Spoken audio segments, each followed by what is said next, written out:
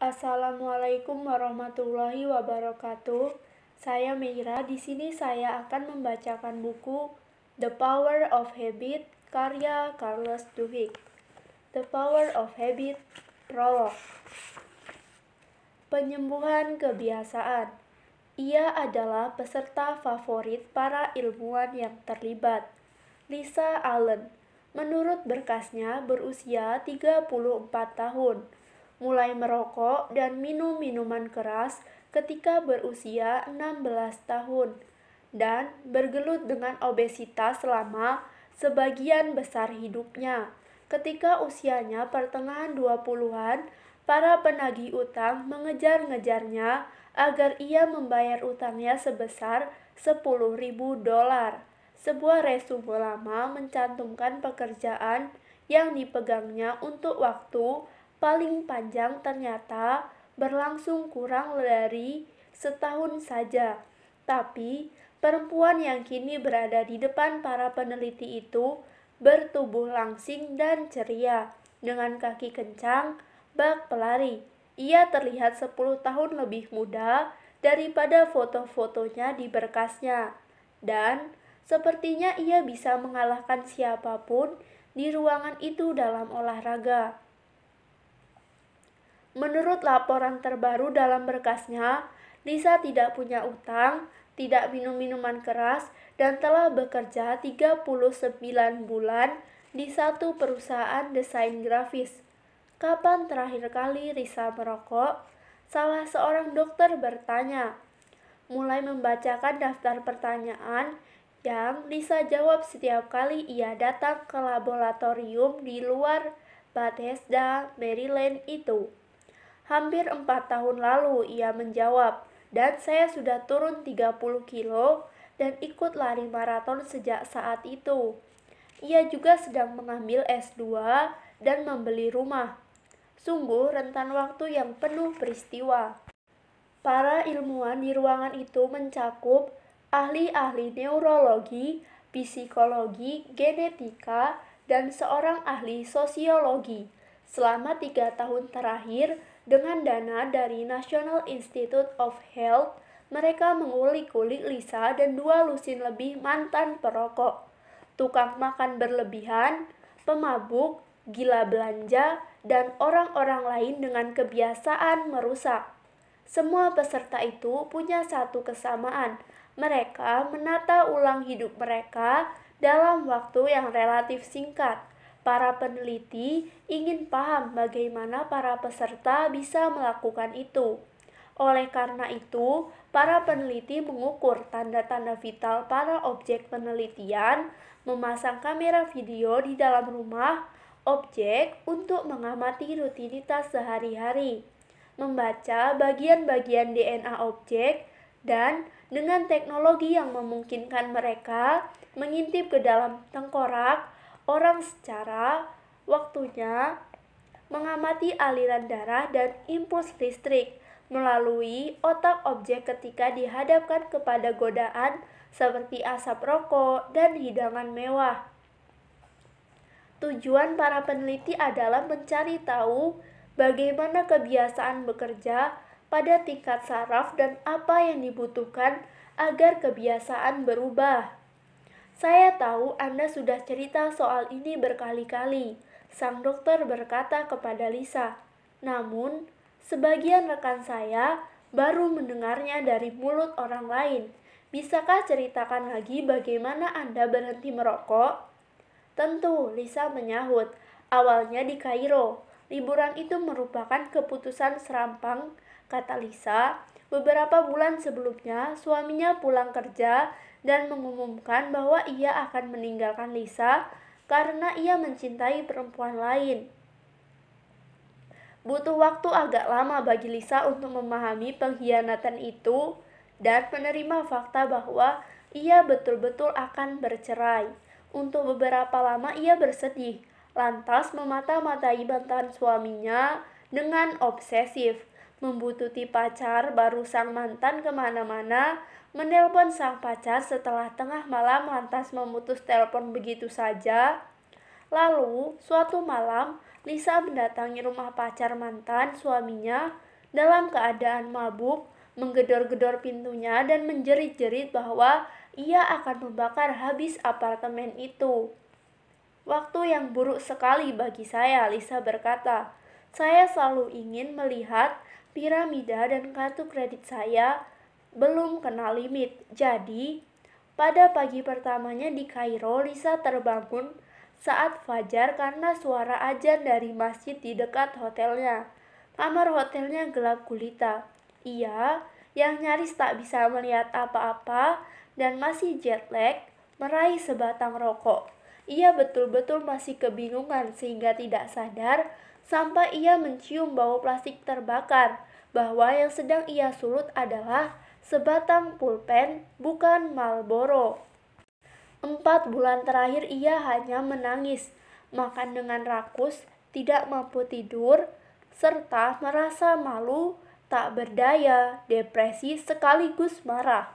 Tangisnya pecah saat ia terbaring seperti itu, seperti ada gelombang kesedihan melanda. Ia bertutur, saya merasa segala sesuatu yang saya pernah inginkan runtuh berkeping-keping. Merokok dengan benar saja saya tidak bisa. Dan kemudian saya mulai memikirkan tentang mantan suami saya dan betapa susahnya nanti mencari kerja baru sewaktu saya pulang, dan betapa saya pasti akan dibenci sekali pekerjaan baru itu, dan betapa tidak sehatnya tubuh saya saat itu. Saya berdiri dan menghantam teko air sampai terjatuh dan pecah berantakan di lantai. Saya pun mulai menangis semakin keras. Saya merasa putus asa, merasa seperti harus mengubah sesuatu, setidaknya satu hal yang bisa saya kontrol. Ia mandi dan meninggalkan hotel sewaktu ia melintasi jalan-jalan Kairo yang berbopeng-bopeng dalam sebuah taksi, dan kemudian ke jalanan berdebu yang mengarah ke Spihing. Piramida-piramida Giza dan gurun luas tak bertepi di sekelilingnya. Rasa kasihan Lisa pada diri sendiri hilang sejenak. Ia perlu tujuan dalam hidup, pikirnya, sesuatu untuk dikejar. Maka ia memutuskan saat masih duduk di dalam taksi bahwa ia bakal kembali ke Mesir dan berkelana menyeberangi gurun. Lisa tahu itu ide gila. Kondisi badannya tidak bugar, ia kelebihan berat badan. Di tabungannya juga tidak ada uang. Ia tidak tahu nama gurun yang sedang ia tatap, atau apakah perjalanan semacam itu mungkin dilakukan. Bukan masalah, ia perlu sesuatu sebagai fokus. Lisa memutuskan bahwa ia akan memberi dirinya waktu setahun untuk bersiap-siap. Dan agar bisa selamat melalui ekspedisi semacam itu, ia yakin ia harus mengorbankan berbagai hal. Yang terutama, ia perlu berhenti merokok. Ketika Lisa akhirnya melintasi gurun tersebut, 11 bulan kemudian, bersama setengah lusin orang lain dalam tur kendaraan bermotor berpendingin udara, asal tahu saja rombongan itu membawa sedemikian banyak air, makanan, tenda, peta, sistem penentu posisi global, dan radio 2 arah, sehingga menyertakan sekotak rokok tidak akan menyebabkan banyak perbedaan. Namun saat itu di dalam taksi, Lisa tidak mengetahui hal itu, dan bagi para ilmuwan di laboratorium, rincian perjalanannya tidak relevan. Oleh karena alasan-alasan yang baru mulai mereka pahami, satu pergeseran kecil dalam persepsi Lisa hari itu di Kairo, ketetapan bahwa ia harus berhenti merokok untuk mencapai tujuannya, memicu serangkaian perubahan yang pada akhirnya akan menyebar ke setiap bagian hidupnya. Selama 6 bulan berikutnya, ia menggantikan merokok dengan lari pagi, dan hal itu lantas mengubah caranya makan, bekerja, tidur, menabung, menyusun jadwal kerja, merencanakan masa depan, dan lain sebagainya. Ia mulai mengambil bagian dalam sejumlah lomba lari setengah maraton, lantas maraton penuh, bersekolah lagi, membeli rumah, dan bertunangan. Pada akhirnya ia direkrut ke dalam penelitian para ilmuwan tersebut, dan ketika para peneliti mulai mengkaji gambar-gambar otak Lisa, mereka melihat sesuatu yang luar biasa. Seperangkat pola kegiatan saraf, kebiasaan-kebiasaan lamanya telah ditindih oleh pola-pola baru. Mereka masih bisa melihat aktivitas saraf perilaku-perilaku lamanya. Namun, impuls-impuls itu dikalahkan oleh desakan-desakan baru yang lebih besar. Ketika kebiasaan-kebiasaan Lisa berubah, berubahlah pula otaknya. Para ilmuwan yakin, bukan lawatan Lisa ke Kairo yang menyebabkan pergeseran itu, ataupun perceraian maupun perjalanan melintasi gurun. Penyebab sesungguhnya adalah Lisa berfokus mengubah pada satu kebiasaan saja merokok. Pada awalnya, setiap orang yang diteliti telah melalui proses yang serupa. Dengan berfokus pada satu pola yang dikenal sebagai kebiasaan kunci, Lisa mengajari dirinya sendiri bagaimana memprogram ulang juga rutinitas lainnya dalam hidupnya. Tak hanya orang perorangan yang bisa melakukan pergeseran semacam itu. Ketika perusahaan berfokus mengubah kebiasaan, keseluruhan organisasi bisa berubah.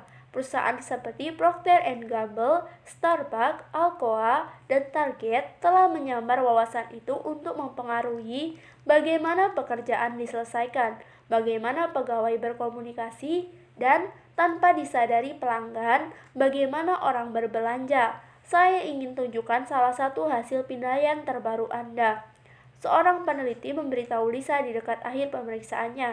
Ia menampilkan gambar di layar komputer yang menunjukkan bagian dalam kepala Lisa. Sewaktu Anda melihat makanan, area-area ini, ia menunjuk ke satu tempat di dekat pusat otaknya yang berasosiasi dengan keinginan makan dan rasa lapar masih aktif.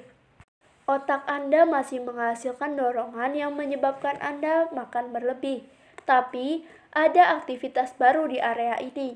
Ia menuju ke wilayah yang paling dekat dengan dahi Lisa, di mana kami percaya pengamatan perilaku dan disiplin diri bermula. Aktivitas di situ semakin menonjol setiap kali Anda datang. Lisa adalah peserta favorit para ilmuwan karena hasil pindaian otaknya sangat mengagumkan, sangat bermanfaat dalam menciptakan peta yang menunjukkan di mana pola-pola perilaku kita, kebiasaan terletak dalam benak kita. Anda membantu kami memahami bagaimana suatu keputusan menjadi perilaku otomatis. Sang dokter berkata kepada Lisa, semua orang di ruangan itu merasa mereka nyaris menemukan sesuatu yang penting. Dan memang demikian adanya. Sewaktu Anda bangun tadi pagi, apa yang Anda lakukan pertama kali? Apakah Anda langsung mandi, memeriksa surat elektronik, atau menyambar donat dari meja dapur? Anda mengikat gigi sebelum atau sesudah mengeringkan badan, mengikat sepatu kiri atau kanan terlebih dahulu. Apa yang Anda katakan kepada anak-anak Anda sewaktu berangkat bekerja? Rute apa yang Anda tempuh saat berkendara ke kantor? Sewaktu sampai di meja kerja, Anda lantas mengurusi surat elektronik, mengobrol dengan rekan, atau langsung menulis memo. Makan siang Anda salad atau hamburger. Sewaktu pulang, Anda mengenakan sepatu olahraga dan lari atau menuangkan minuman untuk diri sendiri dan menyantap makanan malam di depan TV. Seluruh hidup kita sejauh memiliki bentuk yang pasti, hanyalah sekumpulan kebiasaan, tulis William James pada 1892. Sebagian besar pilihan yang kita buat setiap hari mungkin terasa sebagai hasil pembuatan keputusan yang dipertimbangkan dengan baik, padahal sebenarnya bukan. Pilihan-pilihan itu merupakan kebiasaan, dan walaupun masing-masing kebiasaan hanya berarti relatif kecil, lama-kelamaan makanan yang kita pesan, apa yang kita katakan kepada putra-putri kita setiap malam, apakah kita menabung atau membelanjakan uang, seberapa sering kita berolahraga, dan cara kita mengorganisasi pemikiran dan rutinitas kerja kita berdampak besar terhadap kesehatan, produktivitas, keamanan, finansial, dan kebahagiaan kita. Satu makalah yang diterbitkan oleh seorang peneliti Duke University pada 2006 menemukan bahwa 40% lebih tindakan yang dilakukan orang setiap hari bukanlah keputusan sungguhan, melainkan kebiasaan. William James, seperti juga banyak sekali orang lain, mulai dari Aristoteles sampai Oprah, menghabiskan sebagian besar hidupnya mencoba memahami mengapa kebiasaan kita ada. Namun, baru dalam 2 dasawarsa terakhir, para ilmuwan dan ahli pemasaran betul-betul mulai memahami bagaimana kebiasaan bekerja dan yang lebih penting, bagaimana kebiasaan berubah. Buku ini terbagi menjadi 3 bagian. Bagian pertama berfokus kepada bagaimana kebiasaan muncul di dalam kehidupan orang perorangan, bagaimana membangun kebiasaan-kebiasaan baru, dan mengubah kebiasaan-kebiasaan lama, serta metode-metode misalnya yang digunakan seorang juru iklan untuk mengangkat praktik menyikat gigi yang tadinya tidak populer menjadi obsesi nasional. Bagian ini menunjukkan bagaimana Procter & Gamble mengubah produk semprotan bernama Fibris menjadi bisnis miliaran dolar dengan memanfaatkan dorongan kebiasaan pelanggan. Bagaimana alkoholik Anonymous mereformasi hidup dengan menyerang kebiasaan-kebiasaan yang merupakan inti kecanduan alkohol, dan bagaimana pelatih Tony Dungy membalikan nasib tim terburuk di National Football League dengan berfokus kepada reaksi-reaksi otomatis para pemainnya terhadap petunjuk-petunjuk samar di lapangan. Bagian kedua mengkaji kebiasaan-kebiasaan berbagai perusahaan dan organisasi yang sukses. Bagian ini memperinci bagaimana seorang eksekutif bernama Paul O'Neill sebelum ia menjadi Menteri Keuangan Amerika Serikat melakukan reka ulang perusahaan aluminium yang kepayahan menjadi perusahaan berkinerja terbaik di Dow Jones Industrial Average dengan cara berfokus kepada satu kebiasaan kunci. Dan bagaimana Starbucks mengubah seorang yang tidak lulus SMA menjadi manajer top dengan menambahkan kebiasaan-kebiasaan yang dirancang untuk memperkuat tekadnya. Bagian ini menjabarkan mengapa ahli-ahli bedah paling berbakat sekalipun dapat membuat kesalahan gawat ketika kebiasaan organisasional rumah sakit berantakan. Bagian ketiga membahas kebiasaan-kebiasaan komunitas.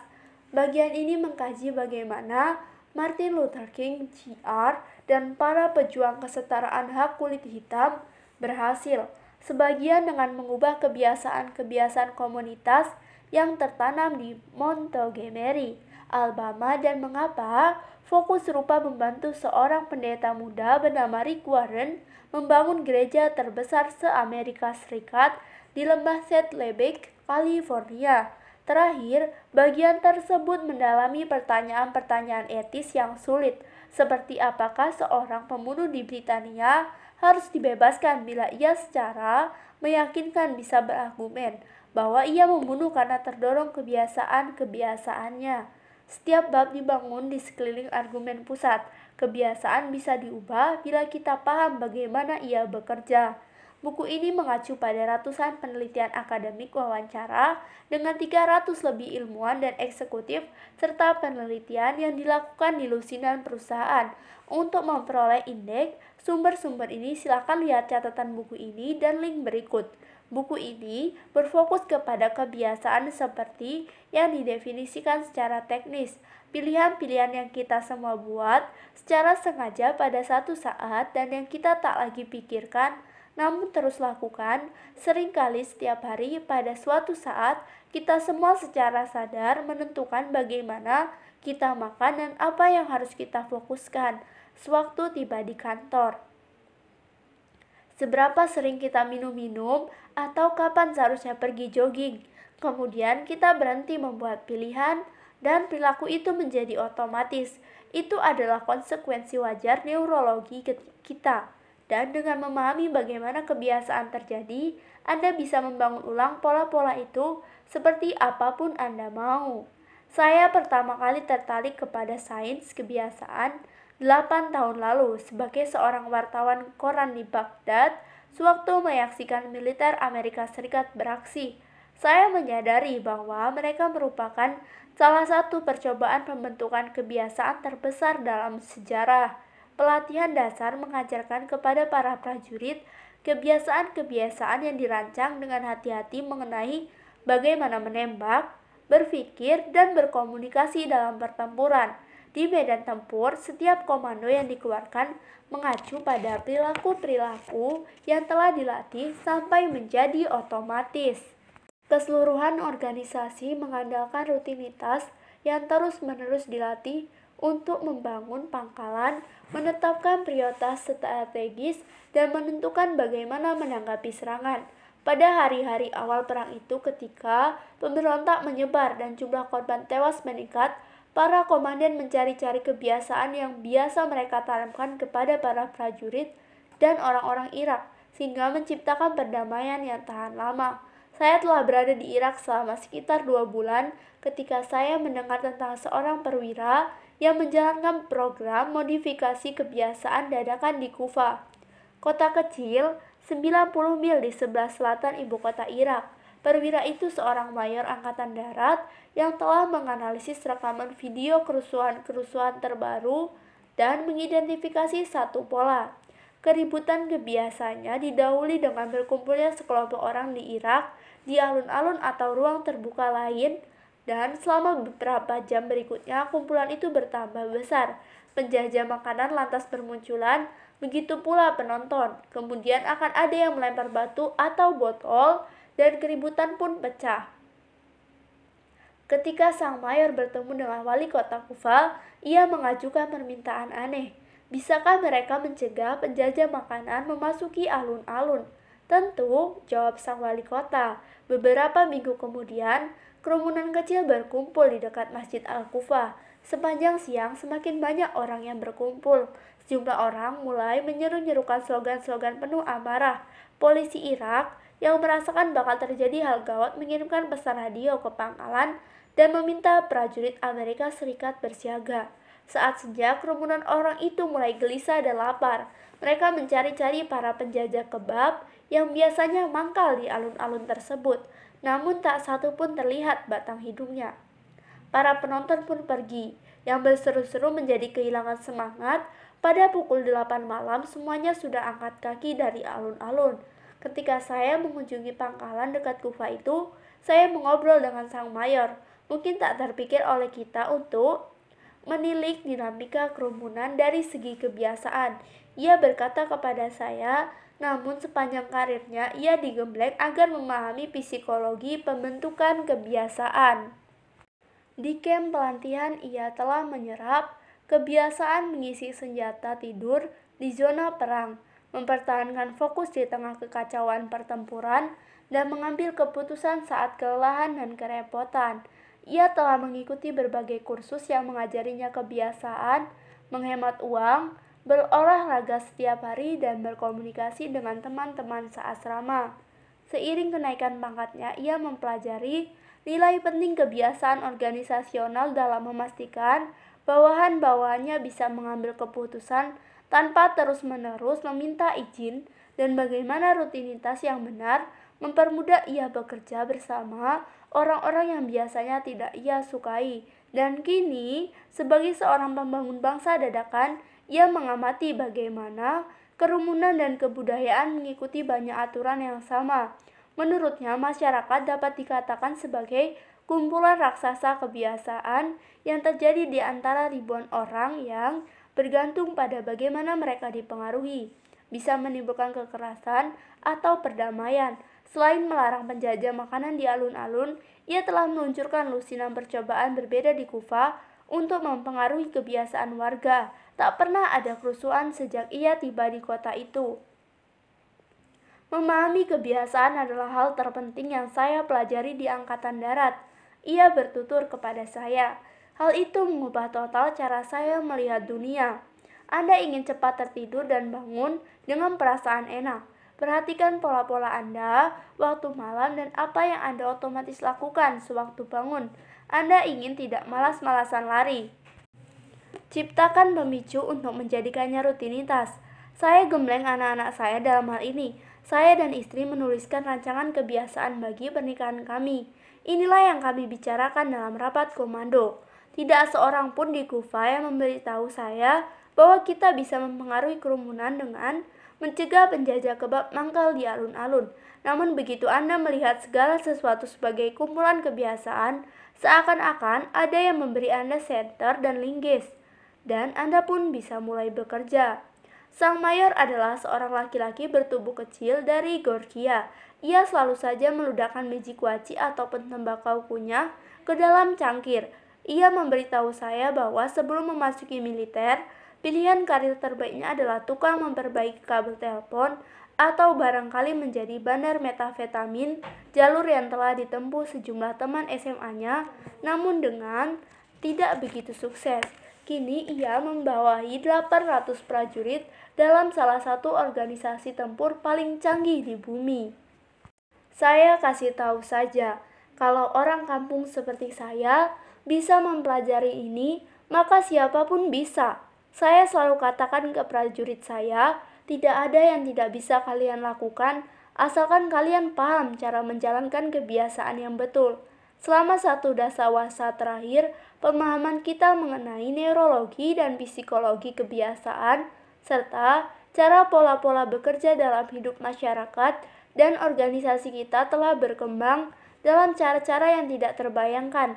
50 tahun silam kita sekarang tahu mengapa kebiasaan muncul, bagaimana kebiasaan berubah, dan sains di belakang mekanika kebiasaan. Kita tahu bagaimana memecah-mecah dan membangun ulang kebiasaan sekehendak kita. Kita paham bagaimana menjadikan orang makan lebih sedikit, berolahraga lebih banyak, bekerja lebih efisien, dan hidup secara lebih sehat. Mengubah kebiasaan tidak selalu mudah atau butuh waktu singkat. Hal itu tak selalu sederhana. Namun, mengubah kebiasaan itu mungkin, dan sekarang kita paham bagaimana. Bagian 1. Kebiasaan perorangan.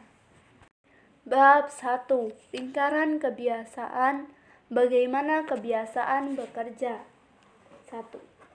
Pada musim gugur 1993, seorang laki-laki yang kelak menjungkirkan sebagian besar yang kita tahu mengenai kebiasaan berjalan memasuki laboratorium di San Diego untuk satu pertemuan yang telah dijadwalkan. Ia sudah separuh baya, tingginya sedikit di atas 1,8 meter, dan berpakaian necis dengan kemeja biru yang dikancingkan semua. Rambut putihnya yang tebal pastilah membuat iri siapapun pada reuni ke-50 SMA manapun. Radang sendi membuatnya agak terpincang-pincang sewaktu ia melintasi selasar-selasar laboratorium, dan ia memegang tangan istrinya, berjalan pelan, seolah tidak yakin apa yang akan terjadi setiap kali ia melangkah.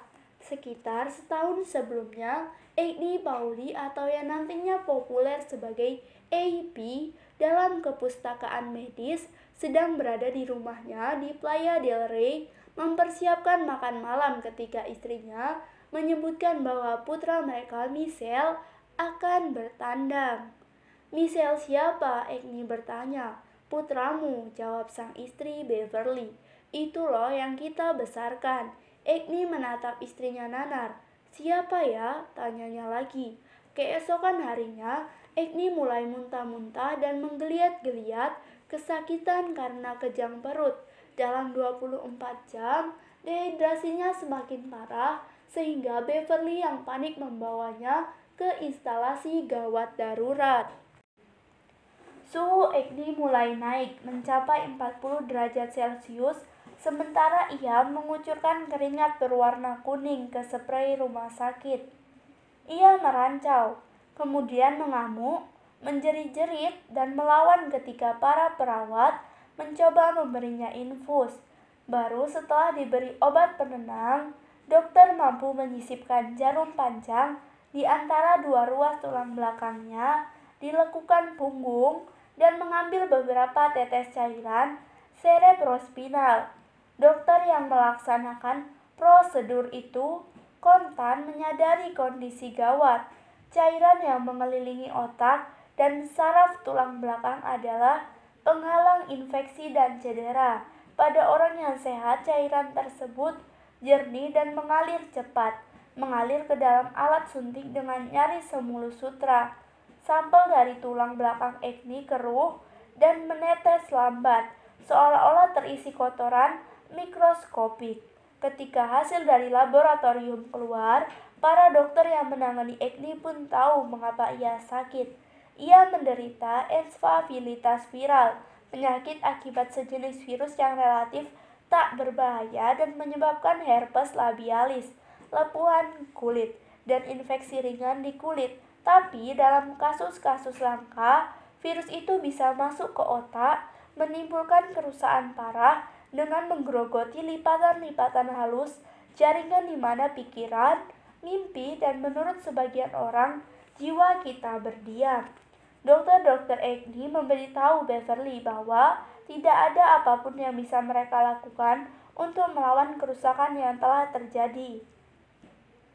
Namun, obat antivirus dalam dosis besar mungkin bisa mencegah infeksi menyebar. Agni jatuh ke dalam koma dalam 10 hari, berada di ambang kematian. Perlahan-lahan selagi obat-obatan yang ia terima melawan penyakitnya, demamnya turun dan virus itu menghilang. Ketika akhirnya sadar, Agni lemah dan kebingungan, serta tidak bisa menelan dengan benar. Ia tidak bisa menyusun kalimat dan terkadang megap-megap seolah ia sejenak lupa cara bernafas, namun ia masih hidup. Pada akhirnya Agni cukup sehat untuk menjalani serangkaian tes. Para dokter terpukau mendapati tubuhnya, termasuk sistem sarafnya, tampaknya tidak banyak terpengaruh. Ia bisa menggerakkan kaki dan lengan, serta bisa menanggapi bunyi dan cahaya. Tapi hasil pindaian kepalanya menampakkan bayang-bayang menyeramkan di dekat pusat otaknya. Virus itu telah menghancurkan jaringan berbentuknya oval di dekat tempat tempurung kepala dan tulang belakangnya bertemu. Ia mungkin bukan lagi orang yang Anda kenal. Seorang dokter memperingatkan Beverly. Anda harus siap seandainya saja suami Anda berubah. Agni dipindahkan ke sayap rumah sakit yang berbeda. Dalam seminggu ia bisa menelan dengan mudah, dan seminggu sesudahnya ia bisa berbicara normal, meminta JO dan garam, menggonta-ganti saluran TV, dan mengeluh soal opera sabun yang membosankan. Pada waktu ia dimasukkan ke pusat rehabilitasi, 5 minggu kemudian Agni sudah bisa berjalan, menyusuri selasar dan tanpa diminta, menawarkan berbagai nasihat kepada para perawat mengenai rencana akhir minggu mereka. Saya belum pernah melihat ada orang yang kembali hidup seperti ini. Salah seorang dokter memberitahu Beverly, saya tak ingin melambungkan harapan Anda, namun ini menakjubkan. Tapi Beverly tetap khawatir. Di rumah sakit rehabilitasi, mulai kelihatan bahwa penyakit itu mengubah suaminya secara menggelisahkan. Agni misalnya tidak bisa ingat sekarang hari apa, ataupun nama para dokter dan perawatnya. Tak peduli seberapa sering mereka memperkenalkan diri. Mengapa sih mereka tanya terus? Ia menanyai Beverly suatu hari setelah seorang dokter meninggalkan kamarnya. Sewaktu ia akhirnya pulang ke rumah, segala sesuatu menjadi semakin aneh. Agni tampaknya tak bisa mengingat teman-temannya. Ia kesulitan mengikuti percakapan. Terkadang pada pagi hari, ia bangkit dari tempat tidur, berjalan ke dapur, memasak dendeng babi dan telur untuk dirinya sendiri, naik lagi ke tempat tidur, dan mengotak-atik radio. Ia kemudian akan mengulanginya lagi. Beverly yang cemas mencari bantuan spesialis, termasuk seorang peneliti di University of California, San Diego, yang spesialisasinya adalah masalah kehilangan ingatan. Oleh karena itu, pada suatu hari musim gugur yang cerah, Beverly dan Agni berada di satu bangunan yang tak menarik di kampus universitas tersebut, berpegangan tangan, seraya berjalan pelan-pelan menelusuri selasar. Mereka diantar ke satu ruang pemeriksaan kecil. Agni mulai mengobrol dengan seorang perempuan muda yang sedang menggunakan komputer. Karena bekerja bertahun-tahun di bidang elektronika, saya kagum dengan semua ini, kata Agni, menunjukkan ke mesin yang sedang digunakan perempuan itu untuk mengetik. Waktu saya masih muda, benda ini ditempatkan di beberapa rak setinggi 6 kaki dan memenuhi ruangan ini. Perempuan itu terus mengetik. Agni terkikik. Menakjubkan, kata Agni. Semua sirkuit tercetak dan dioda dan trioda itu. Waktu saya masih muda, benda ini harus ditempatkan di beberapa rak setinggi 6 kaki. Seorang ilmuwan memasuki ruangan dan memperkenalkan diri. Ia menanyakan usia Agni. Berapa ya? 59 atau 60? Agni menjawab, usianya 71 tahun. Sang ilmuwan mulai mengetik komputer itu. Agni tersenyum dan menunjuk mesin yang ia gunakan. Itu hebat sekali, kata Agni. Tahu tidak, waktu saya masih bekerja di elektronika, benda ini harus ditempatkan di beberapa rak setinggi 6 kaki. Sang ilmuwan adalah Larry Siquir yang berusia 52 tahun, seorang profesor yang menghabiskan 3 dasawarsa terakhir mempelajari neurotomi ingatan. Spesialisnya adalah mengkulik bagaimana otak menyimpan peristiwa, tapi penelitiannya terhadap Agni kelak membuka satu dunia baru baginya dan ratusan penelitian lain yang membentuk ulang pemahaman kita mengenai bagaimana kebiasaan berfungsi. Penelitian Square nantinya menunjukkan bahwa seorang yang tidak bisa mengingat usianya sendiri ataupun nyaris segala hal lain pun bisa mengembangkan kebiasaan-kebiasaan yang tampaknya teramat kompleks sampai Anda sadar bahwa setiap orang mengandalkan proses-proses neurologis yang serupa setiap hari. Penelitian Square dan ilmuwan-ilmuwan lain mengungkapkan mekanisme bawah sadar yang berdampak terhadap pilihan dalam jumlah yang tak terhingga, yang seolah merupakan produk pemikiran yang dinalar dengan baik, namun sebenarnya dipengaruhi oleh dorongan-dorongan yang tak disadari ataupun dipahami sebagian besar orang. Pada saat Square bertemu Agni, ia telah mempelajari citra-citra otak sang pasien selama berminggu-minggu. Hasil pindaian menunjukkan bahwa hampir seluruh kerusakan dalam tengkorak Agni terbatas di satu area sepanjang 5 cm di dekat pusat kepalanya. Virus itu telah menghancurkan nyaris seluruh lobus temporal medialnya. Seiris kumpulan sel yang para ilmuwan pikir bertanggung jawab atas segala macam kerja kognitif seperti mengingat masa lalu dan mengatur sejumlah emosi. Kehancuran sempurna itu tidak mengejutkan Square. Encephalitis viral memangsa jaringan dengan ketepatan yang kejam, nyaris tanpa meleset sedikit pun. Yang mengejutkan sang ilmuwan adalah betapa akrabnya citra-citra itu baginya. 30 tahun sebelumnya, sebagai seorang mahasiswa PhD di MIT, Square bekerja bersama kelompok yang mempelajari seorang laki-laki yang dikenal sebagai HM, salah satu panggilan kesohor dalam sejarah kedokteran. Sewaktu HM, nama aslinya Henry Molaison. Namun, para ilmuwan menyamarkan identitasnya selama ia hidup berusia 7 tahun. Ia ditabrak sepeda dan jatuh dengan kepala terbentur keras. Tak lama kemudian ia mulai sering kejang-kejang dan pingsan. Saat berusia 16 tahun ia terserang kejang grand mal pertamanya, jenis kejang yang memengaruhi keseluruhan otak. Dengan segera ia semakin sering kehilangan kesadaran sampai 10 kali sehari. Saat ia berusia 27 tahun, HM putus asa. Obat anti kejang tidak menolong. Ia cerdas namun tidak bisa bertahan lama di pekerjaannya. Ia masih tinggal bersama orang tuanya. HM ingin hidup normal, maka ia meminta pertolongan dari seorang dokter yang kenekatannya bereksperimen melebihi rasa takutnya akan malpraktik. Berbagai penelitian telah menunjukkan bahwa tampaknya satu area di otak yang disebut hipokampus mungkin berperan dalam kejang-kejang.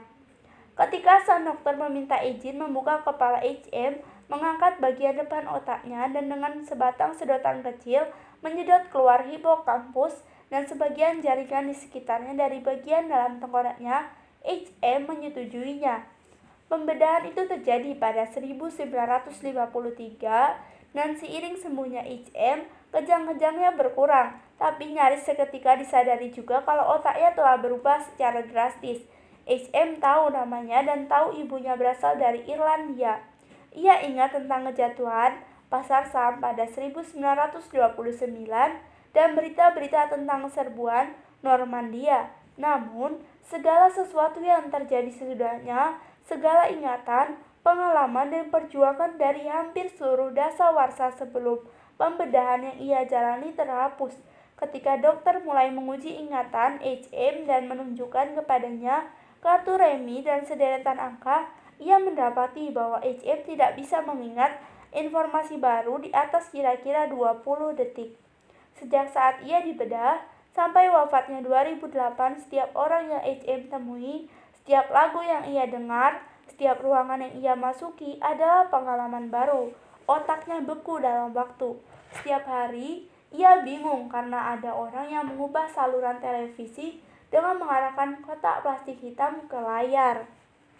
Ia memperkenalkan diri kepada para dokter dan perawatnya berulang-ulang, lusinan kali setiap hari. Saya senang mempelajari HM karena ingatan tampak seperti cara konkret yang menarik untuk mempelajari otak. Squire berkata kepada saya tumbuh di Ohio dan saya bisa ingat waktu kelas 1 guru saya membagikan krayon kepada setiap anak dan saya mulai mencampur semua warna karena ingin tahu apakah akan terbentuk warna hitam. Mengapa saya ingat hal itu tapi tidak ingat wajah guru saya? Mengapa otak saya memutuskan bahwa satu ingatan lebih penting daripada yang lain? Ketika Squire menerima citra-citra otak Agni, ia bertanya-tanya karena kemiripan dengan citra-citra otak HM. Dan bagian seukuran walnut yang kosong di tengah kepala mereka, ingatan Agni seperti juga HM telah terbuang. Tapi ketika Squire mulai mempelajari Agni, ia menyadari bahwa pasien ini berbeda secara mencolok dari HM. Dalam sejumlah segi sementara nyaris, semua orang yang bertemu HM akan sadar dalam beberapa menit bahwa ada sesuatu yang tidak beres pada dirinya. Agni bisa melanjutkan percakapan dan melakukan berbagai pekerjaan yang tidak akan membuat pengamat sepintas sadar bahwa ada sesuatu yang salah. Sementara efek pembedahan HM sedemikian melumpuhkan sehingga ia harus di rumah sakitkan selama sisa hidupnya. Agni justru tinggal di rumah bersama istrinya. HM tidak bisa bercakap-cakap normal. Agni malah lihai sekali, menggiring nyaris semua diskusi ke arah topik yang ia gemar obrolkan panjang lebar. Misalnya satelit, ia pernah bekerja sebagai teknisi di perusahaan antariksa atau cuaca. Squire mulai memeriksa Agni dengan menanyainya mengenai masa muda. Agni berbicara tentang kota tempat ia tumbuh di California Tengah. Masa ketika ia menjadi pelaut niaga, perjalanannya ke Australia sewaktu muda, ia bisa mengingat sebagian besar peristiwa dalam hidupnya yang terjadi sebelum kira-kira 1960 ketika Squire menanyai tentang dasawarsa-dasawarsa sesudahnya. Agni dengan sopan mengubah topik dan berkata, ia sulit mengingat peristiwa-peristiwa yang lebih baru. Squire melaksanakan sejumlah uji kecerdasan dan mendapati bahwa kecerdasan Agni masih tajam untuk orang yang tidak bisa mengingat 3 dasawarsa terakhir. Terlebih lagi, Agni masih menjalankan semua kebiasaan yang terbentuk pada masa mudanya, sehingga setiap kali Squire memberinya secangkir air atau memujinya karena sebuah jawaban yang sangat terperinci, Agni akan berterima kasih dan balas memuji. Setiap kali ada yang memasuki ruangan, Agni akan memperkenalkan diri dan menanyakan kabar mereka.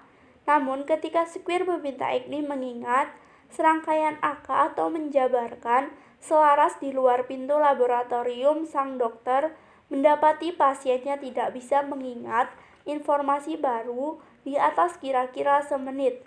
Ketika ada yang menunjukkan foto-foto cucunya kepada Agni, ia tidak tahu mereka siapa. Ketika Squire meminta ia mengingat saat ia sakit, Agni bilang ia tidak punya ingatan mengenai penyakitnya ataupun saat ia dirawat di rumah sakit. Bahkan, Agni nyaris tak pernah ingat bahwa ia menderita amnesia. Citra mentalnya mengenai diri sendiri tidak mencakup hilang ingatan, dan karena ia tidak bisa ingat pernah cedera, ia tidak mengerti kalau ada yang salah. Dalam beberapa bulan setelah bertemu Agni, Squire melaksanakan sejumlah percobaan yang menguji batas-batas ingatannya Waktu itu Agni dan Beverly telah pindah dari Palava del Rey ke San Diego agar lebih dekat dengan putri mereka, dan Squire seringkali mengunjungi rumah mereka untuk menjalankan pemeriksaan. Suatu hari, Squire meminta Agni membuat sketsa denah rumahnya. Agni tidak bisa menggambar denah sederhana yang menunjukkan di mana dapur ataupun kamar tidur terletak. Sewaktu bangun pagi, bagaimana Anda meninggalkan kamar tidur? Squire bertanya. Tahu nggak? Agni menjawab, saya tidak yakin bagaimana. Squire mencatat di komputer jinjingnya, dan sewaktu sang ilmuwan mengetik, perhatian Agni teralih. Ia memandang ke seberang ruangan dan kemudian berdiri, berjalan ke selasa dan membuka pintu ke kamar mandi. Beberapa menit kemudian terdengar bunyi toilet digelontor, bunyi air ledeng mengucur, dan Agni sambil melap tangannya ke sana berjalan kembali ke ruangan keluarga dan duduk lagi di kursinya di sebelah Squire. Ia dengan sabar menanti pertanyaan berikutnya. Ketika itu tak seorang pun bertanya-tanya bagaimana bisa seorang yang tidak bisa menggambar denah rumahnya mampu menemukan kamar mandi tanpa ragu-ragu. Namun pertanyaan itu dan berbagai pertanyaan lain sejenisnya pada akhirnya membawa ke rangkaian temuan yang telah mengubah pemahaman kita mengenai daya kebiasaan. Pertanyaan tersebut menyulut revolusi ilmiah yang kini melibatkan ratusan peneliti yang sedang meneliti untuk pertama kalinya agar bisa memahami semua kebiasaan yang mempengaruhi kehidupan kita. Sewaktu Agni duduk di hadapan meja, ia mengamati komputer jijik Squire. Menakjubkan, katanya, menunjuk komputer tersebut. Tahu tidak, waktu saya masih bekerja di elektronika, benda ini harus ditempatkan di beberapa rak setinggi 6 kaki. Dalam beberapa minggu pertama setelah mereka pindah ke rumah baru, Beverly mencoba mengajak Agni jalan-jalan keluar setiap hari. Para dokter memberitahu Beverly bahwa Agni perlu berolahraga, dan bila Agni terlalu lama ada di rumah, ia bakal membuat Beverly gila karena menanyainya. Hal yang sama berulang-ulang tanpa putus. Maka setiap pagi dan sore, Beverly membawa suaminya berjalan-jalan, berkeliling blok, selalu bersama-sama dan selalu menempuh rute yang sama. Para dokter sudah memperingatkan Beverly agar mengawasi Agni terus-menerus, kata mereka. Kalau sampai hilang, Agni tidak akan bisa pulang. Namun suatu pagi sewaktu Beverly sedang berpakaian, Agni menyelinap keluar dari pintu depan. Agni memang suka berkeliling dalam rumah, sehingga Beverly baru sadar suaminya hilang setelah beberapa lama. Sewaktu akhirnya sadar, Beverly pun panik. Beverly lari keluar dan mencari-cari suaminya di jalan. Agni tak terlihat. Beverly mendatangi rumah tetangga dan menggedor-gedor jendela-jendelanya. Semua rumah di sana terlihat mirip. Jangan-jangan Agni bingung dan malah masuk ke rumah tetangga. Beverly lari ke pintu dan membunyikan bel sampai ada yang membukakan pintu. Agni tidak ada di situ. Beverly kembali melesat ke jalan, berlari mengelilingi blok, meneriakkan nama Agni. Beverly menangis. Bagaimana kalau Agni pergi ke jalan raya yang ramai? Apa Agni bisa memberitahu alamatnya kepada orang lain? Beverly sudah di luar selama 15 menit. Mencari-cari, ia berlari pulang untuk menelpon polisi. Sewaktu melesat memasuki rumah, Beverly mendapati Agni di ruang keluarga, duduk di depan televisi, menonton History Channel. Suaminya bingung mendapati Beverly menangis. Kata Agni, ia tidak ingat pergi keluar, tidak tahu ia habis kemana, dan tidak mengerti mengapa Beverly sedemikian sedih. Kemudian Beverly melihat setumpuk runjung pinus di meja, seperti yang pernah ia lihat di halaman tetangga ujung jalan. Beverly mendekat dan mengamati tangan Agni. Jari-jari Agni lengket karena getah. Beverly pun sadar bahwa Agni telah pergi berjalan-jalan sendiri. Agni menyusuri jalanan dan mengumpulkan oleh-oleh, dan Agni bisa pulang sendiri. Tak lama Agni pun berjalan-jalan sendiri setiap pagi. Beverly mencoba menghentikannya, namun sia-sia saja. Bahkan bila saya suruh ia tetap di dalam, beberapa menit kemudian ia tidak akan ingat. Beverly bertutur kepada saya. Saya mengikutinya beberapa kali untuk memastikan ia tidak akan tersesat. Namun ia selalu pulang lagi. Terkadang ia pulang membawa runjungan pinus atau bebatuan. Pernah sekali ia pulang membawa sebuah dompet. Lain kali bersama seekor anak anjing, ia tidak pernah ingat dari mana mereka berasal. Ketika Squid dan para asistennya mendapatkan kabar soal jalan-jalan ini, mereka mulai mencurigai ada sesuatu yang terjadi di kepala Agni yang tidak ada hubungannya dengan ingatan sadarnya. Mereka pun merancang satu percobaan. Salah satu asisten Squid mengunjungi rumah Agni suatu hari dan memintanya menggambar denah blok di mana ia tinggal. Ia tidak bisa melakukannya. Kalau begitu letak rumahnya di jalan, pinta si asisten. Agni mencoret-coret sebentar lalu lupa pada permintaan itu. Sang asisten meminta Agni menunjuk pintu mana yang menuju ke dapur. Agni memandang berkeliling ruangan. Ia tidak tahu jawabannya. Sang asisten menanyai Agni mengenai apa yang akan ia lakukan jika ia lapar. Agni berdiri, berjalan ke dapur, membuka lemari, dan mengeluarkan toples kacang. Masih pada minggu yang sama, seorang pengunjung mengikuti jalan-jalan harian Agni. Mereka berjalan selama sekitar 15 menit melalui musim semi abadi California Selatan dengan wangi kembang kertas tercium kuat di udara. Agni tidak banyak bicara, namun ia selalu memimpin jalan dan tampak tahu kemana ia melangkah. Sewaktu mereka berbelok di sudut jalan dekat rumahnya, sang pengunjung menanyai Agni di mana ia tinggal. "Saya tidak tahu tempatnya," ia menjawab. Kemudian ia melangkah di trotoar depan rumahnya, membuka pintu depan, masuk ke ruangan keluarga dan menyalakan televisi. Jelas bagi Squid bahwa Agni menyerap informasi baru, namun di sebelah mana otaknya informasi itu tersimpan? Bagaimana orang bisa menemukan toples kacang, padahal ia tidak bisa menunjukkan letak dapur, atau menemukan jalan pulang, padahal ia tidak ingat rumahnya yang mana? Bagaimana Squid bertanya-tanya, pola baru terbentuk di dalam otak Agni yang rusak. 2.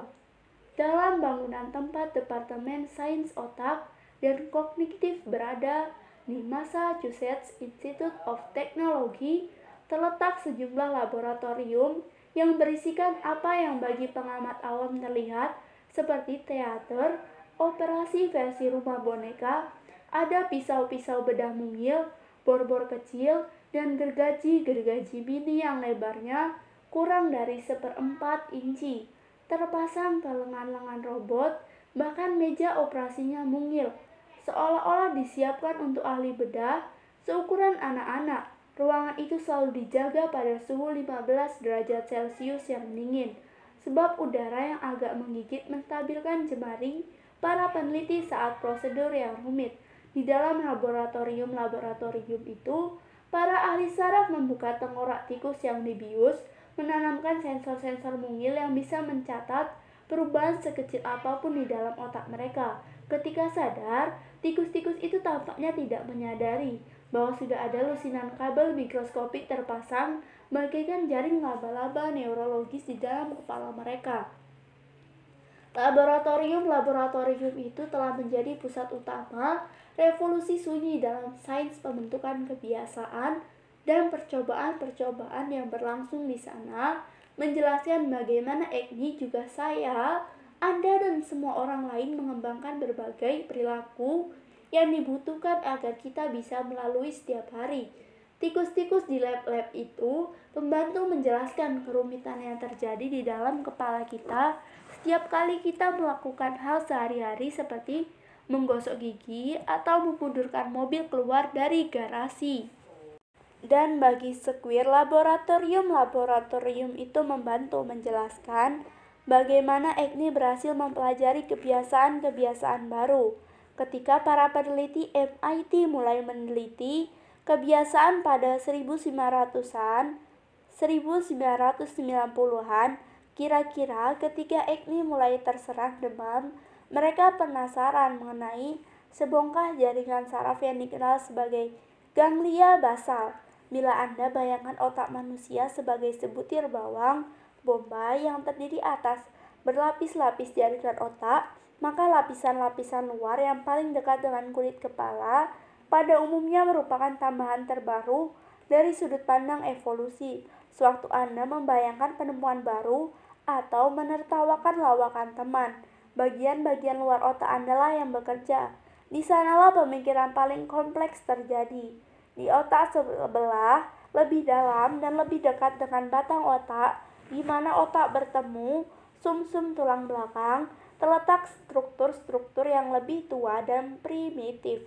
Struktur-struktur itu mengendalikan perilaku-perilaku otomatis kita, misalnya bernapas dan menelan, atau reaksi terkejut yang kita rasakan bila ada yang melompat keluar dari semak-semak. Dekat pusat tengkorak ada benjolan jaringan seukuran bola golf yang serupa dengan yang bisa Anda temukan di dalam kepala ikan, reptil, atau mamalia.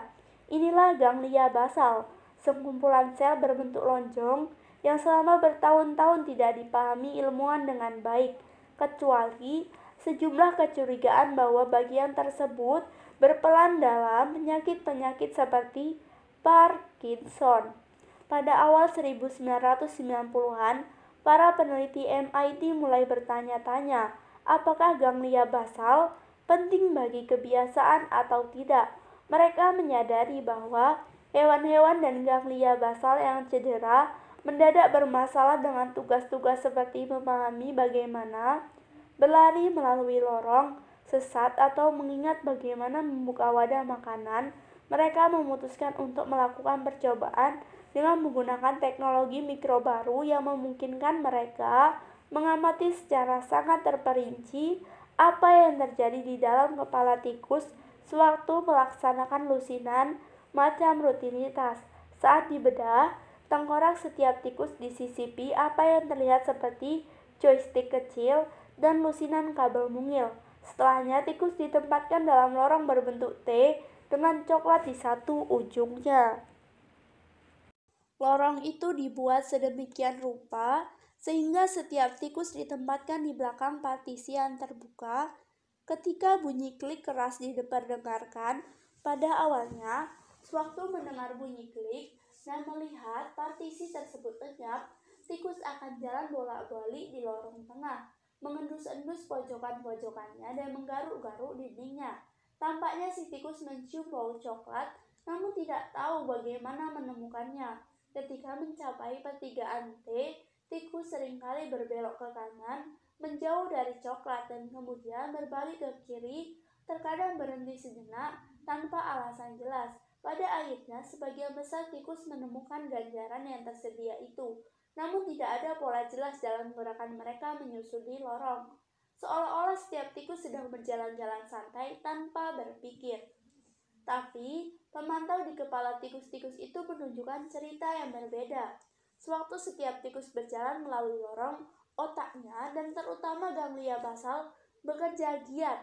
Setiap kali si tikus mengendus-endus udara atau menggaruk dinding, aktivitas otaknya melonjak bagaikan menganalisis setiap bau, pemandangan, dan suara baru. Tikus itu senantiasa mengolah informasi sewaktu berjalan-jalan. Para ilmuwan mengulangi percobaan mereka berkali-kali, mengamati bagaimana aktivitas otak setiap tikus berubah sewaktu berjalan melalui rute yang sama ratusan kali. Serangkaian perubahan perlahan-lahan muncul. Tikus-tikus itu tak lagi mengendus-endus pojokan dan salah belok. Mereka malah semakin cepat melintasi lorong, dan di dalam otak mereka sesuatu yang tak terduga terjadi. Ketika setiap tikus belajar cara menemukan jalan dalam lorong, aktivitas mentalnya berkurang. Seiring semakin otomatisnya rute yang mereka tempuh, setiap tikus semakin sedikit berpikir. Seakan-akan beberapa kali pertama tikus menjelajahi lorong sesat, otaknya harus menggunakan segala daya upaya untuk memahami semua informasi baru itu. Namun, setelah beberapa hari lari menempuh rute yang sama, tikus itu tak lagi perlu menggaruk dinding atau mengendus udara, sehingga aktivitas otak yang berasosiasi dengan menggaruk dan mengendus pun berkurang. Si tikus tak perlu memilih harus belok ke arah mana, sehingga pusat-pusat pengambilan keputusan di otak pun menjadi senyap. Yang perlu diingat si tikus hanyalah jalur terdekat menuju coklat. Dalam seminggu, bahkan struktur-struktur otak yang berkaitan dengan ingatan pun berkurang aktivitasnya. Si tikus telah menginternalisasi bagaimana melesat melalui lorong sedemikian rupa sampai-sampai ia nyaris tak perlu berpikir lagi sama sekali. Namun, Internalisasi itu lari lurus, belok kiri, lahap coklat, mengandalkan ganglia basal. Demikian indikasi dari pemantauan otak. Struktur saraf kuno mungil ini tampaknya mengambil alih. Sewaktu si tikus berlari semakin cepat dan otaknya bekerja semakin sedikit. Ganglia basal adalah pusat bagi pengingatan pola dan bekerja berdasarkan pola-pola tersebut. Dengan kata lain, ganglia basal menyimpan kebiasaan meskipun sebagian besar lain otak tertidur. Untuk melihat bagaimana kemampuan ganglia basal ini bekerja, tengoklah grafik ini yang menunjukkan aktivitas di dalam tengkorak tikus sewaktu ditempatkan dalam lorong sesat. Untuk pertama kali pada awalnya, otak bekerja keras sepanjang waktu. Setelah seminggu begitu rute itu diakrabi dengan gerak cepat di dalamnya menjadi kebiasaan. Otak si tikus menjadi tenang sewaktu berlari melintasi lorong sesat. Proses ini berupa diubahnya serangkai tindakan menjadi rutinitas otomatis oleh otak dikenal sebagai pengumpulan, chunking, dan berada di akar pembentukan kebiasaan. Ada lusinan kalau bukan ratusan gumpalan perilaku yang kita andalkan setiap hari. Sebagian di antaranya sederhana. Anda secara otomatis mengoleskan pasta gigi di sikat gigi Anda sebelum memasukkannya ke dalam mulut. Sebagian lain misalnya berpakaian atau membuatkan makan siang anak-anak sedikit lebih kompleks. Yang lain sedemikian rumit sehingga sungguh luar biasa bahwa secuil kecil jaringan yang berevolusi jutaan tahun lalu bisa menjadikan perilaku-perilaku itu kebiasaan. Ambil contoh memundurkan mobil keluar garasi. Sewaktu Anda pertama kali belajar mengemudi, memundurkan mobil membutuhkan banyak sekali konsentrasi. Dengan alasan yang bagus, kegiatan itu melibatkan membuka pintu garasi, membuka pintu mobil, menyesuaikan tempat duduk, memasukkan anak kunci ke kontak, memutar kunci searah jarum jam, menggerakkan spion depan dan samping, serta memeriksa apakah ada halangan, meletakkan kaki di atas rem, memasukkan gigi mundur, mengangkat kaki dari rem, memperkirakan jarak antara garasi dan jalan dalam otak seraya menjaga roda-roda tetap lurus dan mengawasi lalu lintas.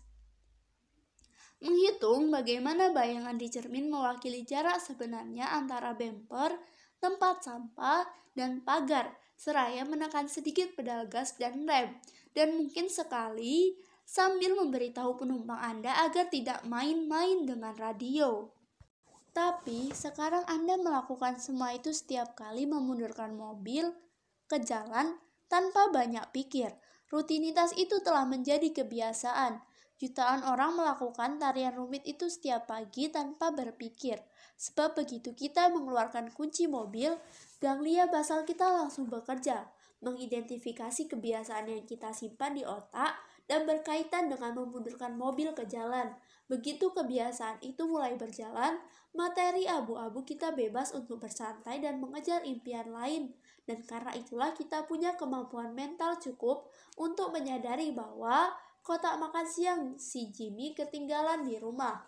Kebiasaan, kata para ilmuwan, muncul karena otak terus-menerus mencari cara untuk menghemat upaya. Bila dibiarkan saja, otak akan mencoba menjadikannya nyaris setiap rutinitas suatu kebiasaan. Sebab kebiasaan memungkinkan benak kita lebih sering bersantai. Naluri menghemat upaya ini adalah keuntungan besar.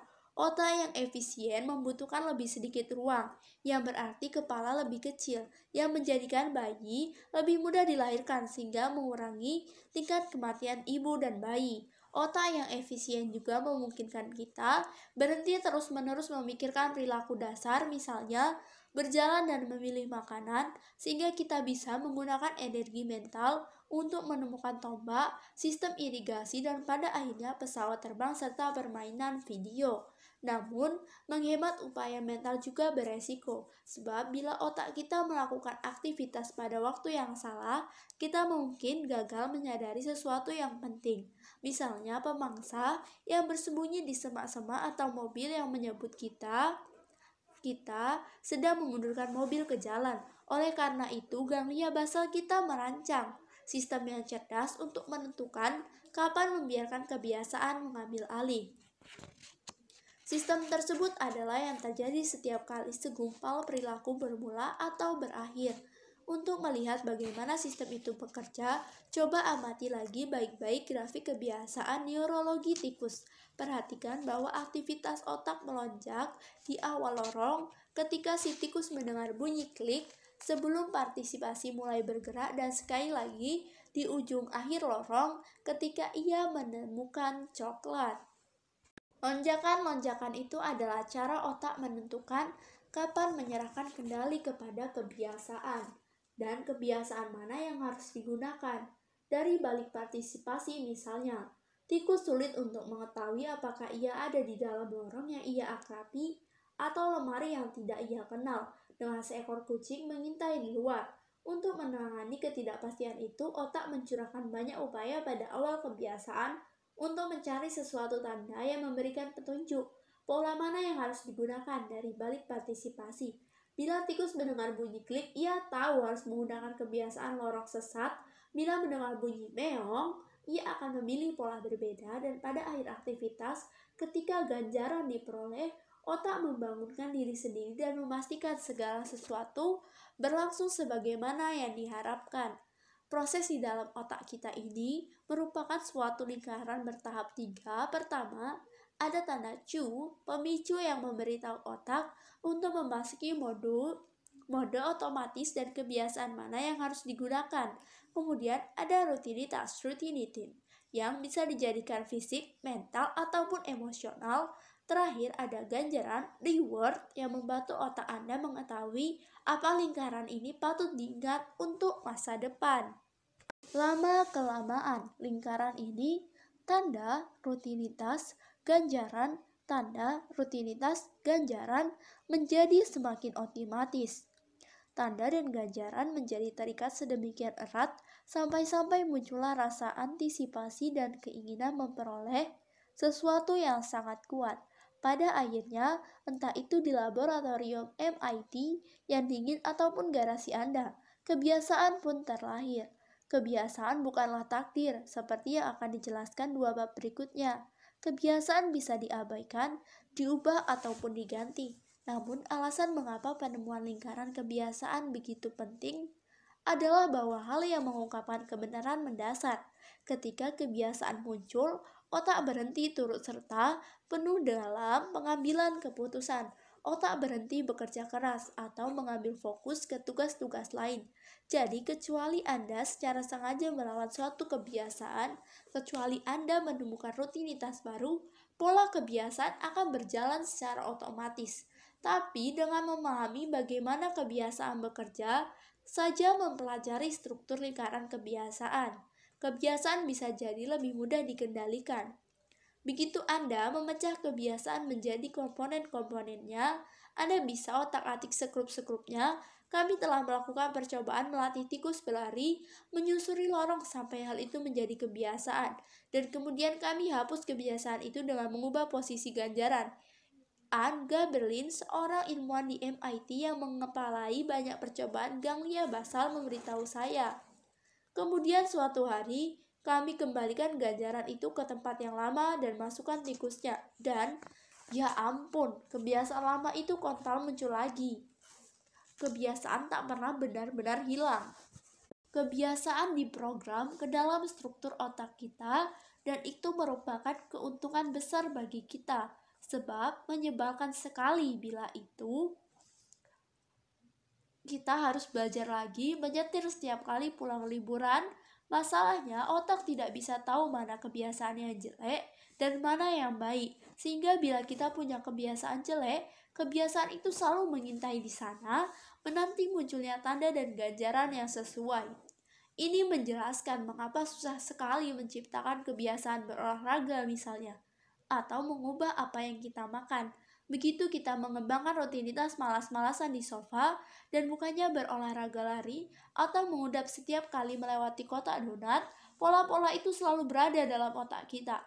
Tapi dengan aturan yang sama, bila kita belajar menciptakan rutinitas neurologis baru yang mengalahkan perilaku-perilaku itu, bila kita memegang kendali atas lingkaran kebiasaan, kita bisa mendorong kecenderungan-kecenderungan buruk itu ke belakang. seperti yang dilakukan Lisa Allen setelah lewatannya ke Kairo. Dan penelitian telah menunjukkan bahwa begitu kita menciptakan pola baru, pergi jogging ataupun mengabaikan donat menjadi sama otomatisnya dengan kebiasaan lain apapun. Tanpa lingkaran kebiasaan, otak kita akan padam, kewalahan menghadapi segala tetek bengek kehidupan sehari-hari. Orang-orang yang ganglia basalnya rusak akibat cedera atau penyakit seringkali lumpuh secara mental. Mereka sulit melakukan aktivitas mendasar, misalnya membuka pintu atau menentukan akan makan apa. Mereka kehilangan kemampuan mengabaikan perincian-perincian tak penting, misalnya. Sebuah penelitian mendapati bahwa pasien-pasien yang menderita cedera ganglia basal tidak bisa mengenali mimik wajah, termasuk rasa takut dan jijik, karena mereka selalu tak yakin. Mereka harus berfokus pada bagian wajah yang mana. Tanpa ganglia basal kita kehilangan akses ke ratusan kebiasaan yang kita andalkan setiap hari. Apakah Anda berhenti sejenak pagi ini untuk menentukan harus mengikat sepatu kiri atau kanan dulu? Apakah Anda kesulitan menentukan harus menyikat gigi sebelum atau sesudah mandi? Tentu saja tidak. Keputusan-keputusan itu sudah menjadi kebiasaan. Tanpa perlu usaha, selama ganglia basal Anda utuh dan tanda-tanda tetap konstan, perilaku-perilaku itu akan terjadi tanpa pemikiran. Meskipun sewaktu Anda berlibur, mungkin Anda berpakaian dengan cara berbeda atau menggosok gigi pada waktu berbeda dalam rutinitas pagi tanpa Anda sadari. Tapi pada waktu yang sama, ketergantungan otak kepada rutinitas otomatis bisa berbahaya. Kebiasaan seringkali tak hanya mendatangkan manfaat, melainkan juga kutukan. Ambil contoh Agni, kebiasaan mengembalikan kehidupannya setelah ia kehilangan ingatan, kemudian kebiasaan meregut segalanya lagi. 3. Selagi Larry Squire, sang spesialis ingatan, menghabiskan lebih banyak waktunya bersama Agni, ia menjadi yakin pasiennya itu entah bagaimana mempelajari perilaku-perilaku baru. Citra-citra otak Agni menunjukkan bahwa ganglia basalnya lolos dari cedera akibat encephalitis viral. Sang ilmuwan bertanya-tanya, mungkinkah Agni meskipun otaknya rusak parah masih bisa menggunakan lingkaran tanda rutinitas ganjaran? Mungkinkah proses neurologis kuno itu menjelaskan mengapa Agni bisa berjalan keliling blok dan menemukan toples kacang di dapur? Untuk menguji apakah Agni membentuk kebiasaan-kebiasaan baru, Squire merancang satu percobaan. Ia mengambil 16 barang berbeda, potongan plastik dan mainan berwarna cerah, dan menempelkan mereka pada lembaran-lembaran karton persegi. Ia kemudian membagi barang-barang itu menjadi 8 pasang, pilihan A dan pilihan B. Pada setiap pasang, salah satu lembaran karton yang dipilih acak ditempeli stiker di sebelah bawah dengan tulisan benar. Agni diminta duduk di depan meja, diberi sepasang barang, dan diminta memilih satu. Berikutnya ia diminta membalik pilihannya untuk melihat apakah ada stiker benar di bawah.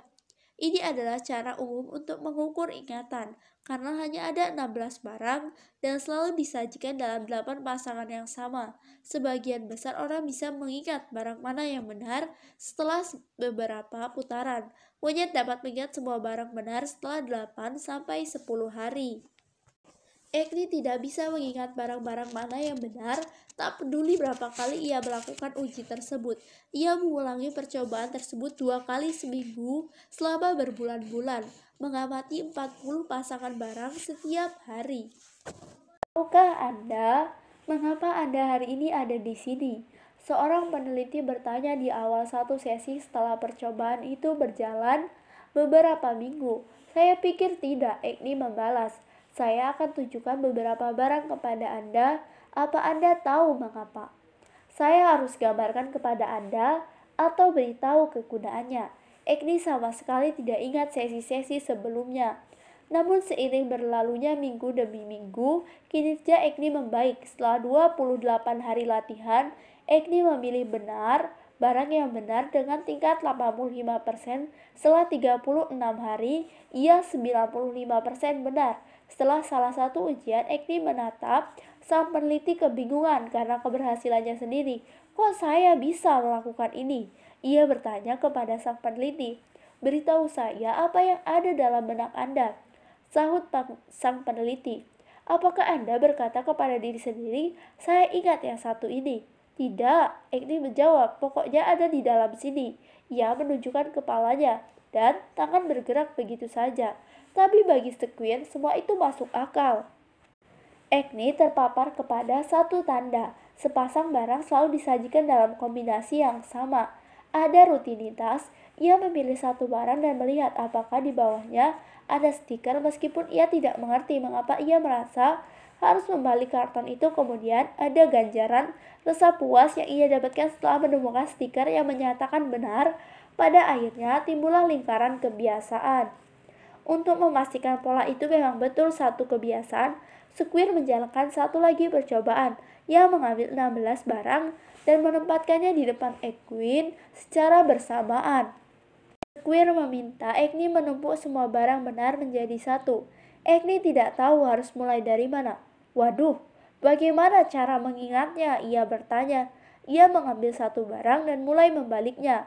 Pengamatan percobaan menghentikannya. Bukan ia menjelaskan, tugasnya adalah menumpuk barang-barang itu. Mengapa Agni hendak membalik mereka? Sepertinya cuma kebiasaan, Agni menyahut. Ia tidak bisa melakukannya. Barang-barang itu sewaktu disajikan di luar konteks lingkaran kebiasaannya tidak bisa ia pahami. Inilah bukti yang dicari-cari Squire. Percobaan-percobaan itu menunjukkan bahwa Agni memiliki kemampuan membentuk kebiasaan-kebiasaan baru. Walaupun kebiasaan-kebiasaan itu melibatkan tugas ataupun barang yang tidak bisa ia ingat lebih daripada beberapa detik. Ia menjelaskan bagaimana Agni bisa berjalan-jalan sendiri setiap hari, tanda-tandanya pohon-pohon tertentu di sudut jalan, atau letak kotak-kotak pos tertentu konsisten setiap kali ia pergi keluar. Sehingga walaupun ia tidak mengenali rumahnya, kebiasaan-kebiasaannya selalu memandunya kembali ke pintu depannya. Ini juga menjelaskan mengapa Agni menyantap sarapan 3 atau 4 kali sehari meskipun ia tidak lapar. Asalkan ada tanda-tanda yang benar, misalnya radionya atau cahaya pagi yang masuk melalui jendela. Ia secara otomatis mengikuti naskah yang ditekankan oleh ganglia basalnya. Terlebih lagi, ada lusinan kebiasaan lain dalam kehidupan Agni yang tidak disadari seorang pun sampai mereka mulai mencari-cari kebiasaan-kebiasaan itu. Putri Agni misalnya seringkali berkunjung untuk melihat keadaan orang tuanya. Ia akan mengobrol sedikit bersama sang ayah di ruang keluarga, kemudian ke dapur untuk menengok ibunya dan lantas pergi lagi, melambai-lambai sambil menuju pintu depan. Agni yang sudah lupa percakapan mereka sebelumnya saat sang putri beranjak pergi, akan marah mengapa dia pergi tanpa mengobrol, lalu lupa mengapa ia merasa kecewa. Namun kebiasaan emosional itu telah dimulai, dan amarahnya pun berkecolok, membara tanpa ia pahami sampai akhirnya padam sendiri. Terkadang ia akan menggebrak meja atau mengumpat, dan bila kita tanya mengapa, dia menjawab, "Aku tidak tahu, tapi aku marah." Beverly memberitahu saya, Agni bakal menendang kursi atau membentak siapapun yang memasuki ruangan. Beberapa menit kemudian, ia sudah tersenyum kembali dan mengobrol mengenai cuaca. Seolah-olah begitu dimulai, ia harus selesaikan frustasi itu, ia berkata. Percobaan baru Squire juga menunjukkan satu hal lain, bahwa kebiasaan ternyata rapuh. Bila tanda-tanda Agni berubah sedikit saja, kebiasaannya berantakan. Misalnya, beberapa kali ia berjalan mengelilingi blok dan ada yang berbeda, sedang ada perbaikan jalan atau trotoar dikotori oleh cabang pohon yang rontok akibat badai. Agni pun akan tersesat, tak peduli seberapa dekat ia dengan rumahnya, sampai ada tetangga yang berbahaya hati menunjukkan jalan pulang. Bila putrinya berhenti untuk berbincang-bincang dengannya selama 10 detik sebelum pulang, kebiasaan amar Agni tak pernah muncul. Percobaan-percobaan Squire bersama Agni merevolusi pemahaman masyarakat ilmiah mengenai bagaimana otak bekerja, dengan membuktikan secara sangat meyakinkan bahwa kita bisa mempelajari dan membuat pilihan tak sadar tanpa mengingat apa-apa mengenai pelajaran atau pembuatan keputusan itu. Agni menunjukkan bahwa kebiasaan seperti juga ingatan dan nalar berada di akar perilaku kita. Kita mungkin tidak ingat pengalaman-pengalaman yang menciptakan kebiasaan-kebiasaan kita, Namun sekalinya tertanam dalam otak, pengalaman-pengalaman itu mempengaruhi bagaimana kita bertindak, seringkali tanpa kita sadari. Sejak makalah pertama Square mengenai kebiasaan-kebiasaan Agni diterbitkan, sains pembentukan perilaku naik daun menjadi bidang penelitian utama. Para peneliti di Duke, Harvard, UCLA, Yale, USC, Princeton, University of Pennsylvania, dan di berbagai universitas di Britania Raya, Jerman, dan Belanda juga peneliti korporat yang bekerja untuk Procter dan Gamble, Microsoft, Google, dan ratusan perusahaan lain berfokus pada pemahaman neurologi dan psikologi kebiasaan, kelemahan dan kekuatannya, serta bagaimana kebiasaan muncul dan bisa diubah.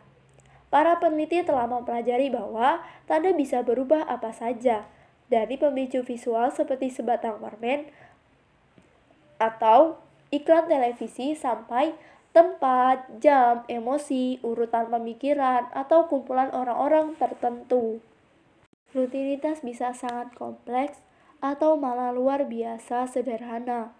Sejumlah kebiasaan misalnya yang berkaitan dengan emosi diukur dengan milidetik.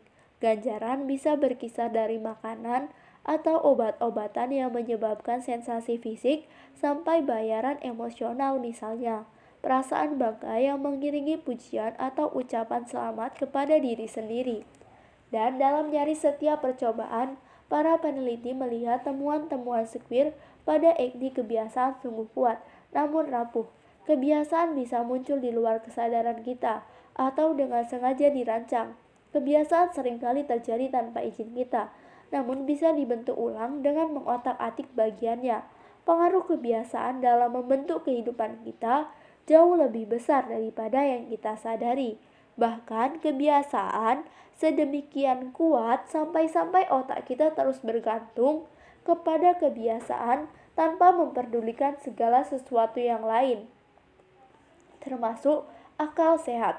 Dalam serangkaian percobaan misalnya, para peneliti yang bervalidasi dengan National Institute on Alcohol Abuse and Alcoholism melatih mencit untuk menemukan tuas sebagai tanggapan terhadap tanda-tanda tertentu sampai perilaku itu menjadi kebiasaan. Mencit selalu diganjar dengan makanan. Kemudian para ilmuwan meracuni makanan sehingga menyebabkan hewan-hewan itu mual luar biasa atau mengaliri lantai dengan listrik, sehingga ketika mencit-mencit itu berjalan menuju ganjaran yang tersedia, mereka tersetrum. Mencit-mencit itu tahu makanan dan sangat itu berbahaya. Ketika ditawari makanan beracun dalam mangkuk atau melihat panel lantai beraliran listrik, mereka menjauh.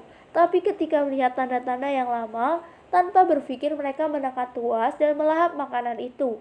Atau berjalan melintasi lantai, meskipun akhirnya mereka muntah atau melompat kaget karena tersetrum. Kebiasaan itu tertanam sedemikian dalam sehingga mencit-mencit itu tidak bisa berhenti. Tak sulit mencari analoginya di dunia manusia. Ambil contoh hidangan cepat saji. Masuk akal bukan ketika anak-anak kelaparan dan Anda sedang menyetir pulang setelah bekerja seharian untuk berhenti sekali saja di McDonald's atau Burger King.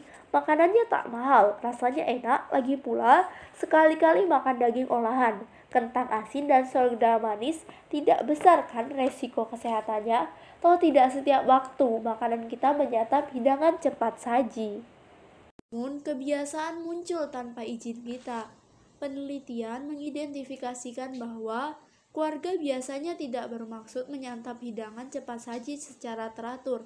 Yang terjadi adalah pola sebulan sekali, perlahan-lahan menjadi seminggu sekali, dan kemudian 2 kali seminggu. Seiring terciptanya kebiasaan oleh tanda dan ganjaran, sampai anak-anak pun menyantapnya hamburger dan kentang goreng dalam jumlah tidak menyehatkan. Ketika para peneliti di University of North Texas dan Yale mencoba memahami mengapa keluarga-keluarga secara bertahap meningkatkan konsumsi hidangan cepat saji, mereka mendapati serangkaian tanda dan ganjaran yang tanpa diketahui para pelanggan mempengaruhi perilaku mereka. Para peneliti menemukan lingkaran kebiasaan itu. Setiap cabang McDonald misalnya terlihat sama perusahaan itu secara sengaja mencoba menyeragamkan arsitektur restoran-restoran mereka dan apa yang dikatakan para pegawai terhadap pelanggan, sehingga segalanya merupakan tanda konsisten untuk memicu rutinitas makan. Makanan di sejumlah restoran waralaba dirancang khusus untuk memberi ganjaran seketika. Kentang misalnya dirancang agar mulai hancur begitu menyentuh lidah Anda, agar mengantarkan sensasi garam dan lemak secepat mungkin, menyebabkan pusat-pusat kenikmatan Anda menyala dan otak Anda mengunci pola tersebut. Lingkaran kebiasaan pun mencekram semakin kuat. Tapi kebiasaan-kebiasaan itu pun rapuh. Ketika satu restoran cepat saji tutup, keluarga-keluarga yang tadinya makan di situ sering kali mulai makan di rumah saja.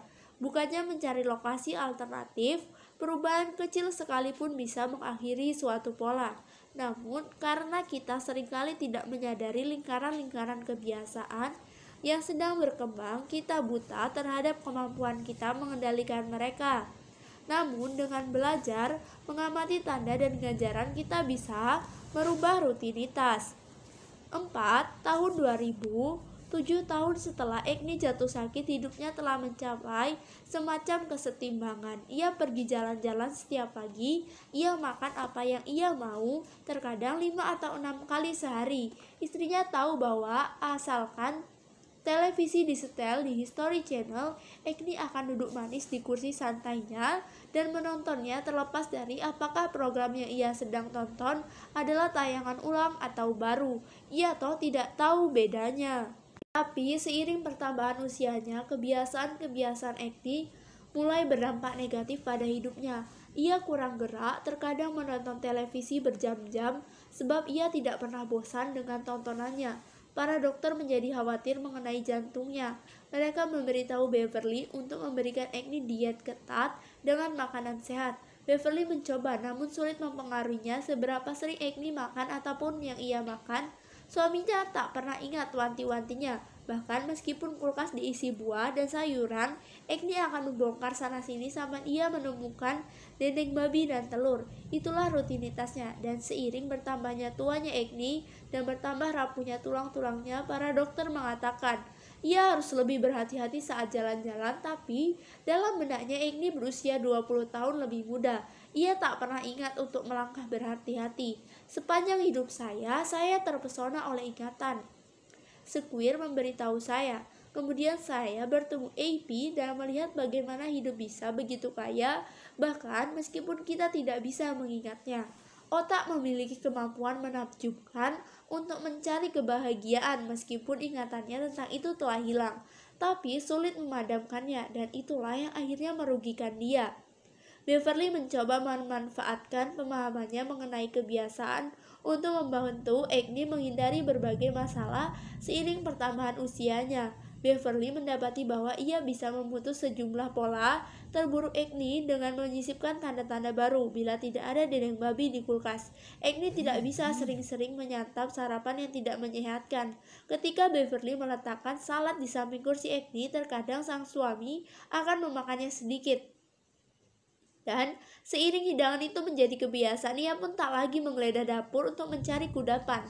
Dietnya perlahan-lahan membaik, tapi terlepas dari upaya-upaya itu, kesehatan Agni tak terus menurun. Pada suatu hari musim semi, Agni sedang menonton televisi ketika mendadak ia memekik. Beverly berlari mendatanginya dan melihatnya memegangi dada. Beverly pun menelpon ambulan. Di rumah sakit, para dokter mendiagnosisnya terkena serangan jantung ringan. Ketika itu nyerinya telah lenyap dan Agni memberontak hendak turun dari tandu beroda. Malam itu, ia terus-menerus melepaskan kabel monitor yang diletakkan ke dadanya agar ia bisa berguling dan tidur. Alarm pun meraung dan para perawat tergesa-gesa mendatangi kamarnya. Mereka mencoba menghentikannya, mengutak-atik sensor-sensor itu dengan cara menempelkan ujungnya dengan selotip dan memberitahunya bahwa mereka akan mengekangnya bila ia tidak bisa diam. Tak satu pun berhasil. Ia langsung melupakan ancaman-ancaman yang diberikan kepadanya.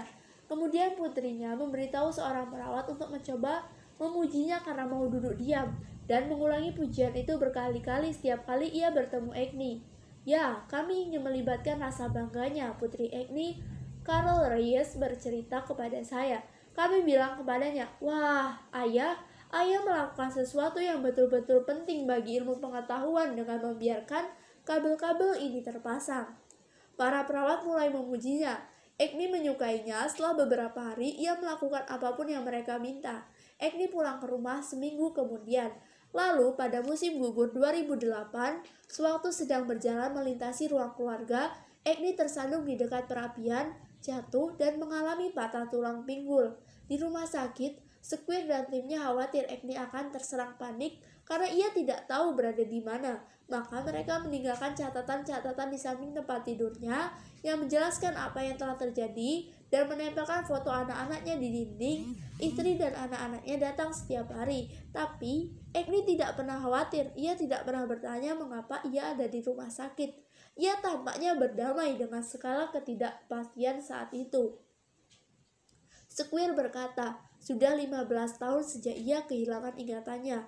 Seolah-olah ada bagian otaknya yang tahu ada hal-hal yang tidak akan pernah mengerti dan menganggapnya bukan hal besar. Beverly datang ke rumah sakit setiap hari. Saya mengobrol lama dengannya, kata Beverly. Saya beritahu dia saya mencintainya dan mengenai anak-anak kami dan betapa indahnya kehidupan kami. Saya menunjukkan ke foto-foto yang terpasang dan membicarakan. Kami menikah selama 57 tahun dan 42 tahun diantaranya adalah pernikahan sungguhan yang normal. Terkadang berat sekali rasanya, karena saya sangat ingin suami saya yang dulu kembali. Tapi setidaknya saya tahu dia bahagia. Beberapa minggu kemudian putrinya datang berkunjung. Apa rencana kita hari ini? Agni bertanya ketika putrinya tiba. Sang putri membawa Agni keluar dengan kursi roda ke halaman rumah sakit. Hari yang indah, Agni berkata. Cuacanya cukup enak ya. Putrinya bercerita tentang anak-anaknya dan mereka bermain dengan seekor anjing. Sang putri pikir Agni akan segera bisa pulang ke rumah. Matahari mulai terbenam. Ia mulai bersiap-siap membawa ayahnya masuk. Agni menatapnya. Ayah beruntung punya putri sepertimu, kata Agni. Putrinya terperanjat. Ia tak ingat kapan sang ayah mengucapkan sesuatu yang sedemikian manis. Aku beruntung ayah adalah ayahku, katanya kepada Agni. Wah, hari yang indah. Agni kemudian menyahut. Menurutmu bagaimana cuacanya? Malam itu, pukul 1 pagi, telepon Beverly berdering. Dokter memberitahukan bahwa Agni menderita serangan jantung hebat dan pihak rumah sakit telah melakukan segala yang mereka bisa. Namun, tidak sanggup menyelamatkannya. Agni telah tiada. Setelah ia berpulang, ia dieluk-elukan oleh para peneliti dan citra-citra otaknya dipelajari di ratusan lab dan sekolah kedokteran. Saya tahu ia pastilah bangga sekali bila mengetahui seberapa besar sumbangsihnya bagi ilmu pengetahuan. Beverly berkata kepada saya, ia pernah memberitahu saya tak lama setelah kami menikah bahwa ia ingin melakukan sesuatu yang penting dengan hidupnya, sesuatu yang berarti, dan ia memang melakukannya. Hanya saja ia tak pernah mengingatnya.